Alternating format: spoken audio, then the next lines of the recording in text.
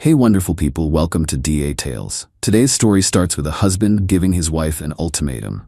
Quit your high-paying job and be a housewife, or I leave.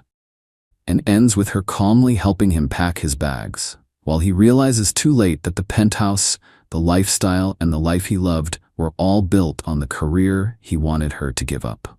Let's get into it.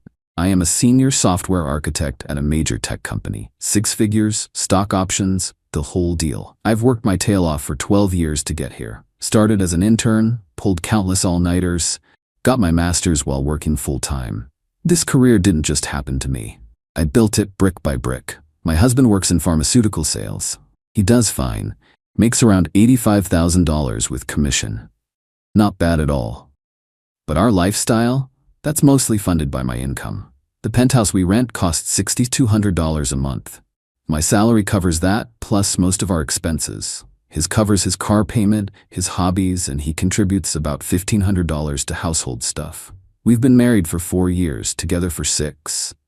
Things were good, or I thought they were. 3 weeks ago, my husband sits me down after dinner. Very serious face. I'm thinking someone died or something. We need to talk about our future, he says. Okay? I'm already nervous. I've been thinking a lot about what I want our life to look like. And I want a traditional family. I want you to quit your job. I actually laughed. Thought he was joking. He wasn't. I'm serious. I want a wife who's home when I get home, who cooks real meals, who can focus on our family instead of working 60 hours a week. We don't even have kids yet, I pointed out. Exactly. And we won't until you're ready to be a real mother. Not some career woman who hands her kids off to nannies. The career woman thing stung. Like it was dirty. My job pays for this apartment, for our vacations, for basically everything nice we have. I'll get promoted. I've been talking to my regional manager. Big things coming. When? Because right now, without my salary, we'd have to move to a studio. He got quiet, then dropped the bomb. This isn't a negotiation. You quit your job and we build a real family, or I'm done. I can't be married to someone who values spreadsheets over her husband. An ultimatum, after 6 years together. After I supported him through 2 job losses and paid for his car when his got repoed before we even got married. I sat there for maybe 30 seconds, just processing. And honestly, something clicked. Not heartbreak, clarity. This wasn't a man who loved me. This was a man who wanted to control me. Okay, I said calmly. His face lit up. Really? You'll quit? No, I choose my career. The light died real quick. What? You gave me an ultimatum. I made my choice. I'm not quitting my job. So you're choosing work over your marriage? No, you're choosing your ego over our marriage. I'm just respecting your terms. He stood up, pacing. You're supposed to fight for us. Compromise. What compromise? You said quit or you leave. That's not a compromise, that's a demand. And I'm not meeting it. Fine, he spat. Fine. I'll pack my stuff. You'll regret this. I nodded. I'll help you pack. His face. I wish I had a picture of his face. He expected tears, begging, maybe a breakdown. Instead, I walked to our bedroom closet and started pulling out his suitcases. What are you doing? He followed me. Helping you pack. You said you're leaving. Let's go. I didn't mean, I thought we'd talk more about this. You said it wasn't a negotiation, so let's not negotiate. I folded his shirts neatly into the suitcase. He just stood there watching me, completely frozen. Like his brain couldn't process what was happening. Where am I supposed to go? He finally asked. Your mom's house is nice, or maybe your brother has space. This is insane. You're really doing this? You're really doing this. I'm just facilitating. He grabbed my wrist. Stop. Just stop for a second. I pulled away. Don't grab me. I didn't think you'd actually, we can talk about this. Maybe you could go part-time. You said quit, not part-time. And honestly, after this conversation, I don't think I want to be married to someone who sees my career as the enemy. That landed. I saw it register. He'd overplayed his hand and he knew it. He left that night with 2 suitcases and a very confused expression. Went to his mother's house. I changed the entry code on our building. I'm the primary on the lease, my name only since my credit was needed, and slept like a baby. Woke up to 17 missed calls and a string of texts ranging from let's talk to you're being ridiculous to you'll come crawling back. Spoiler, I did not come crawling back. Update 1. 1 week later. So it's been a week. And let me tell you, the entitlement has been astronomical. First, some context. The penthouse lease is solely in my name. When we rented it 3 years ago, my husband's credit wasn't great. See, previous car repo situation I bailed him out of. So I'm the only one on the paperwork. He's not even listed as an occupant because we were told it would complicate the income verification. I didn't think much of it at the time. We were married. What's mine is his and all that, right? Wrong. So very wrong. Day 2 after he left, I get a call from my mother-in-law. Never been her biggest fan, but we were cordial. That's over now. What is wrong with you?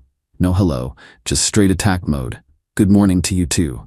My son is devastated. All he wanted was a real family, a real wife, and you threw him out like garbage. He gave me an ultimatum to quit my job. I declined. He chose to leave. Because you made him. What kind of woman chooses work over her husband? The kind who paid off her husband's debt and supported him through 2 layoffs, apparently. She hung up on me. Neat. Day 3, my husband starts texting about his stuff. Not an apology, not a let's work this out, just demands. I need my gaming setup. When can I get my weights? The espresso machine is mine. The espresso machine was a gift from me for his birthday. But sure, I told him he could arrange a time to get his belongings. He wanted to do it when I wasn't there. Nope, I told him I'd be present or it wasn't happening. I don't trust him not to take things that aren't his at this point. Day 5 was when reality started hitting him. He texted, I looked at apartments. How are you affording that place alone? I make good money, remember? The lease is up in 4 months. I want to renew it, in both our names this time. That's not happening. We're still married. I have rights. Yes, the rights conversation. I called my lawyer. Yes, I got a lawyer immediately because I'm not stupid, and confirmed that since the lease is solely in my name and we're headed for divorce, he has no claim to it. He can't force himself onto my lease. But here's where the entitlement goes nuclear. Day 6, I get a call from an unknown number. It's my husband's brother. Hey, so my brother wants to move back in while you guys work things out. We're not working things out. I'm filing for divorce. Silence. Then, he said you'd probably say that. Look, he's driving us crazy here. Can't you just let him stay at the apartment? You can crash with a friend or something. I actually had to put the phone down and laugh. Let me get this straight. My husband issues an ultimatum, leaves when I don't comply, and now wants me to vacate my apartment so he can live there?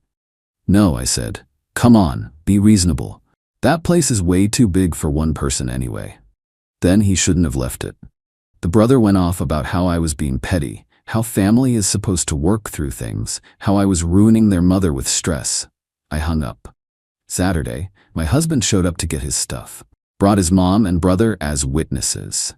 I had my own witness, my best friend who's built like a bouncer and has zero tolerance for nonsense. They walked in and immediately started commenting. Mother-in-law, this place is gorgeous. No wonder she won't leave. Brother-in-law, bro, you gave this up? My husband just looked defeated, like someone who bet everything on a bluff and lost. He started packing his gaming stuff. Then he tried to take the TV. That's mine, I said. We bought it together. The receipt says otherwise. My card, my purchase. You're really gonna nickel and dime me? You're really gonna try to take my TV? His mom jumped in. Let him have something. You're keeping this whole apartment. I'm keeping the apartment because it's my apartment. I pay for it. I furnished it. I have the receipts. He's welcome to take what's actually his. It took 3 hours. They tried to claim joint ownership of basically everything. I had receipts and bank statements saved on my phone. Turns out being organized at work translates to personal life too. The best moment? When my husband asked about the espresso machine again. That was a gift, I said, so I can take it? No. I gave it to you as a gift, but you left. Gifts in the marital home stay in the marital home until the divorce is finalized. My lawyer was very clear about that. His mom called me a cold, calculating witch. Close, lady, close. They left with his clothes, his gaming setup, his golf clubs, and his ego in shambles. That night I got a long text. The guilt trip to end all guilt trips. I can't believe you're doing this. I gave you everything. I was a good husband. All I wanted was for you to prioritize our family, and you chose money instead. You're gonna end up alone with your precious career. I hope it keeps you warm at night. I didn't respond. What's there to say? But here's the thing he didn't think about. Without my income, his lifestyle evaporates. His mom's house is 40 minutes from his job. His brother's apartment is tiny. The apartments he can afford on his salary alone? Not in a good area. Not with parking. Not with any of the amenities he's used to. He built a whole life on my foundation and then tried to tear down the house with both of us in it. Guess who's still standing? Update 2, 3 weeks later. All right. Buckle up because the last 2 weeks have been a wild ride and I need to vent. First, I filed for divorce. No fault state. So it's pretty straightforward. We don't have kids, thank God, no joint property, apartment is rented, cars are individually owned, and we kept our finances mostly separate except for a shared credit card we used for groceries that I was the primary on, which I canceled immediately after he left. Should be simple, right? Wrong. My husband decided he deserved compensation for sacrificing his career potential to support our marriage. His lawyer sent over a demand for spousal support. His argument? He limited his career growth because he moved to this city for my job 5 years ago, and therefore I owe him for his lost opportunities. My lawyer almost spit out her coffee. He moved for your job? Sort of. I got a promotion that required relocation. He was between jobs anyway. And he's claiming he sacrificed opportunities? Apparently, the pharmaceutical sales scene in our old city was about to explode and he missed out. She just shook her head. I've seen a lot, but this is bold. Here's the reality. He got a better job here. Made more money after the move than before. But sure, let's rewrite history. His initial demand? $2,500 a month in spousal support for 3 years. 30 months of me paying him to, what exactly? Be mad I didn't quit my job? My lawyer countered with reality. 4 years of marriage, no kids, he's fully employed, and he's the one who initiated the separation. In our state, spousal support in these cases is rare and minimal at best. While the lawyers were going back and forth, the personal attacks ramped up. His mother started calling my parents, telling them what a terrible daughter they raised. How I was humiliating her son. How I'd never find another man who'd put up with me. My mom's response, our daughter put up with your son's unemployment twice. I think she's the one who's been doing the putting up with. My dad didn't say anything. He just hung up, which for him is the ultimate insult. Then came the mutual friend situation. We have a friend group we've been part of since we started dating. Thought they'd stay neutral. But my husband started telling everyone I'd kicked him out for working too hard, and that I was obsessed with status. Funny how quit your job or I leave became she kicked me out for working too hard in the retelling. A couple of them texted me asking what happened. I sent screenshots of his texts, the ones where he literally says I had to quit or he'd leave. The narrative shifted real quick. But the real escalation happened last Tuesday. I came home from work to find my husband sitting in the lobby of my building. He'd somehow talked his way past the doorman, probably mentioned he used to live there. We need to talk, he said. We have lawyers for that. This isn't about lawyers. This is about us. There is no us. You ended us. He followed me to the elevator. I should have called security, but honestly curious what desperate play he had planned. In the elevator, he started his pitch. I've been thinking, I was wrong to give you an ultimatum, but you were wrong too. We both made mistakes. What was my mistake exactly? You didn't fight for us, you just let me go. You told me to let you go if I didn't quit my job. I didn't think you'd actually do it. And there it was, the truth. He'd been bluffing. He expected me to panic, beg, negotiate, maybe offer to go part-time as a compromise he could then whittle down to nothing. He'd planned to manipulate me into giving up my career slowly, and when I called his bluff, his entire strategy collapsed. That's not my problem, I said. You played a game and lost. It wasn't a game, it was about our future. Our future where I give up everything I've worked for because you're insecure about your wife making more than you? That hit a nerve. His face went red.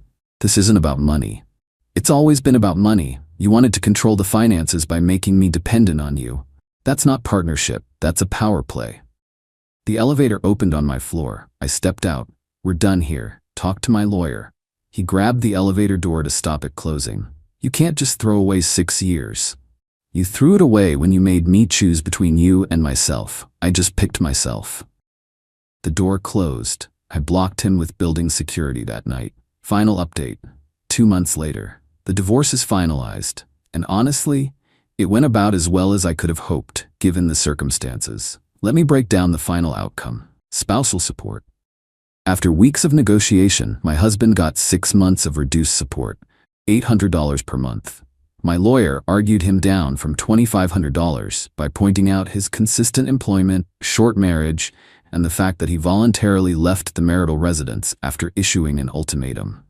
The judge wasn't impressed with his sacrificed career argument when presented with his actual income history, showing he earned more after moving. Yeah, I had to pay something. That stung. But $4,800 total to close this chapter, I'll take it. Personal property. We split things according to receipts and purchase records. He got his stuff, I kept mine. The espresso machine, he fought for it until the very end. My lawyer finally said, let him have it, it's not worth the billable hours. Fine, enjoy your espresso maker bought with my money. Hope every cup tastes like audacity. The apartment. This was never even a real question legally, but he tried until the very end to claim he had some right to it. His lawyer eventually told him to drop it. You can't claim rights to a lease you're not on in a marriage without kids where you voluntarily left. He's now renting a 1-bedroom about 30 minutes from his job. Shared laundry. No doorman. No view. Here's the part that I know sounds petty, but I'm gonna share anyway. About 3 weeks after the divorce was finalized, I ran into one of our mutual friends at a coffee shop. She gave me the update I didn't ask for but definitely needed. My ex-husband is struggling. Not struggling like he's homeless, he's fine, he has a job, but struggling with the reality of his choices. His mom can't help him financially because she's on a fixed income. His brother won't let him crash there because apparently he was a nightmare house guest. Shocking. His car needs repairs he can't afford because he was used to me covering unexpected expenses. And here's the thing that really got me. He's been telling people he let me go because I was too focused on work to be a real wife. Still spinning it. Still rewriting history. Still the victim in his own story. But fewer people are buying it now. Especially after 3 different friends showed me texts where he asked to borrow money. The guy who demanded I quit my high-paying job is now borrowing cash from the same friend group he tried to turn against me. His mom still hates me. Sent me a handwritten letter, actually mailed it, calling me a disgrace to womanhood and saying I'd ruined her son's life. I framed it. It hangs in my home office as a reminder of what I escaped. The brother tried to reach out once, about a month ago. Asked if I'd reconsider now that everyone had cooled down. I didn't respond. There's nothing to reconsider. My ex-husband showed me exactly who he was, someone who wanted to diminish me to feel bigger. Why would I ever go back to that? As for me, I'm doing okay. Not gonna lie and say this was painless. 6 years is a long time. I loved him, or I loved who I thought he was. Finding out the person you married would rather you shrink than grow? That messes with you. I've been seeing a therapist, not because I regret my decision. I don't, not for a second, but because I need to understand how I ended up with someone like that in the first place. How I missed the red flags. How I let myself be the sole financial foundation of a marriage where my contributions were resented instead of appreciated. My career is better than ever. Got a promotion 2 weeks ago, actually. More money, better title, bigger team. I told my ex once that my job was important to me. Now I don't have to justify that to anyone. The penthouse is still mine. Still too big for one person, according to my ex's brother. I've reclaimed every room, turned his old gaming corner into a reading nook, painted the bedroom a color he would have hated. My mom called last week, asked how I was doing really. I told her the truth. Some days are harder than others, but I wake up every morning knowing I chose myself. That's worth more than any marriage where I had to be less so someone else could feel like more. To anyone reading this who's facing a similar ultimatum from a partner, a family member, anyone, here's what I learned. When someone tells you to choose between them and yourself, they've already made the choice for you. They're telling you they don't want you. They want a version of you that's easier to control. Choose yourself. Every time. The people who genuinely love you will never ask you to shrink. My ex thought his ultimatum was a power move. It was. Just not for him. I'm keeping the apartment, I'm keeping my career, I'm keeping my self-respect. He can keep the espresso machine,